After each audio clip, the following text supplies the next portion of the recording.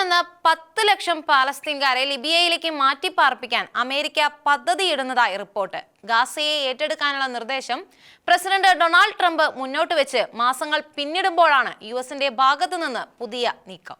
ഗാസയെ പൂർണ്ണമായി ഏറ്റെടുക്കാനുള്ള പദ്ധതിയുടെ ഭാഗമായാണ് ആളുകളെ കുടിയൊഴിപ്പിക്കാനുള്ള പദ്ധതിയെന്നാണ് റിപ്പോർട്ടുകൾ. സ്ഥിരമായുള്ള കുടിയൊഴിപ്പിക്കലാണ് ലക്ഷ്യമെന്നും റിപ്പോർട്ടുകളുണ്ട്. ട്രംപ് ഭരണകൂടം വിഷയം ഗൗരവമായി പരിഗണിക്കുകയാണെന്നും ലിബിയൻ ഭരണകൂടവുമായി ഇത് സംബന്ധിച്ച ചർച്ചകൾ നടത്തി വരുന്നതായും അന്താരാഷ്ട്ര മാധ്യമങ്ങൾ റിപ്പോർട്ട് ചെയ്തു. ഗാസയിൽ നിന്നെത്തുന്നവരെ പുനരധിവസിപ്പിക്കുന്നതിന് പകരമായി പതിറ്റാണ്ട് മുൻപ് മരവിപ്പിച്ച കോടിക്കണക്കിന് ഡോളർ വരുന്ന ഫണ്ട് യുഎസ് ലിബിയയ്ക്ക് വിട്ടുനൽകുമെന്നാണ് റിപ്പോർട്ട്. 2011 നാറ്റോ പിന്തുണയോടെ ലിബിയയിൽ നടന്ന ആഭ്യന്തര യുദ്ധത്തെ തുടർന്നാണ് ലിബിയയ്ക്കുള്ള ഫണ്ട് യുഎസ് മരവിപ്പിച്ചത്. പലസ്തീൻകാരെ ലിബിയയിലേക്ക് മാറ്റുന്ന കാര്യത്തിൽ അന്തിമ തീരുമാനം ഇതുവരെ ഉണ്ടായിട്ടില്ലെന്നാണ് വിവരം. എന്നാൽ വിഷയവുമായി ബന്ധപ്പെട്ടു വരുന്ന വാർത്തകളിൽ വാസ്തവമില്ലെന്ന് യുഎസ് ഉന്നതോദ്യോഗസ്ഥൻ NBC ന്യൂസിനോട് പറഞ്ഞു. 2011 ആഭ്യന്തര യുദ്ധത്തിൽ ദീർഘകാല ഏകാധിപതി മുഅമ്മർ ഗദ്ദാഫിയെ അട്ടിമറിച്ച് കൊലപ്പെടുത്തിയതിനു ശേഷം അരാജകത്വത്തിലേക്കും വിഭജനത്തിലേക്കും വഴുതിവീണ ലിബിയയിൽ ഗാസയിൽ നിന്നുള്ള 10 ലക്ഷം പലസ്തീനികളെ എവിടെ പാർപ്പിക്കാൻ കഴിയുമെന്ന് വ്യക്തമല്ലെന്നും ഉദ്യോഗസ്ഥൻ പറഞ്ഞു.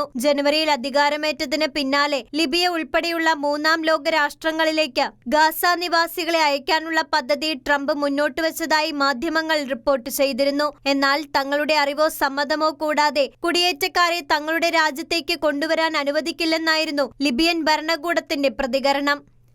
ഇന്റർനാഷണൽ ഡെസ്ക് ഷെക്കേന ന്യൂസ്.